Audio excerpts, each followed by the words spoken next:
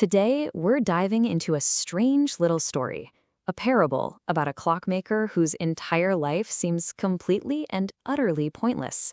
And yet, his story shows us this incredibly powerful and kind of surprising path to finding meaning in a world that doesn't seem to offer any.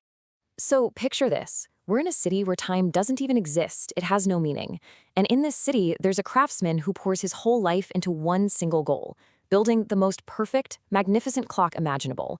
You see, this isn't just a gadget to him. It's his way of creating order and reason in a world that has none. But here's the catch. Every single night, without fail, a strange, silent tremor shakes the ground. And just like that, his masterpiece is shattered, reduced to a pile of twisted metal and broken glass. Everything he worked for is destroyed, day after day.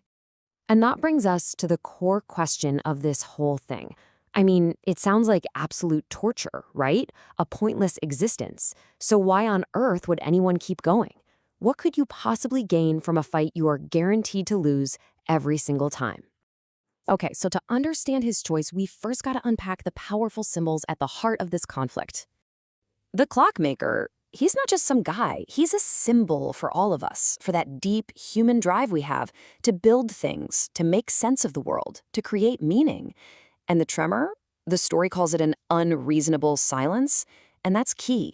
It represents a universe that's totally indifferent to us. It doesn't give us any reasons for its chaos. It just is. And you know, this clash, this collision between us and the universe, it actually has a name in philosophy: the absurd. What's so important to get here is that the world itself isn't absurd. We aren't absurd. The absurd is the conflict. It's this huge gap between our desperate need for answers and a universe that just stays silent. In this kind of struggle, it's an ancient theme. The clockmaker is really a modern version of the Greek myth of Sisyphus. You know the one, the king who is cursed by the gods to push a giant boulder up a hill forever, only to have it roll right back down the second he nears the top. Both of them are trapped in what looks like a totally futile, meaningless loop. So when you're faced with this kind of impossible reality, what do? Well, our clockmaker is offered two very common ways out: faith or just giving up completely. First, a preacher comes by and suggests taking a leap of faith. Just believe there's some hidden, divine plan behind all the suffering. But the clockmaker says no. Why? Because he saw no evidence. He refuses to invent a comforting lie. Then, a despairing man tells him to just smash the gears and give up, that it's all pointless anyway. But he rejects that too. And his reason is beautiful. He does it because he loved the feel of the brass. He finds real value in the work itself. And this is what's so incredible. By saying no to both easy answers, false hope and total surrender, the clockmaker shows this amazing integrity. He won't lie to himself, but he also won't give up on the thing he loves. And that forces him to find his own path, a third way. And it's this choice that kicks off his amazing transformation, from being a frustrated victim to becoming what the philosopher Albert Camus would call a triumphant, absurd hero. So how does this transformation happen? It's basically built on three pillars, one leading to the next. It all starts with lucidity, which is just seeing things clearly. That clarity then fuels a revolt, this deep inner defiance. And finally, that revolt is what sets him free. Let's break each of those down. Okay, first, lucidity. Every morning, the clockmaker walks in and looks at the wreckage. He sees the truth with no illusions. His clock will always break. By any normal measure, his work is pointless. But the story gives us this one crucial detail about his state of mind. He did not weep. He accepts this brutal reality for what it is. And seeing the truth so clearly is what makes the second pillar possible: revolt. Now, this isn't a physical fight he can win. It's a rebellion of the spirit. His decision to pick up his tools and start over is his revolt. He's looking right at the universe's indifference and refusing to let it break him. And that revolt leads to the final step: freedom.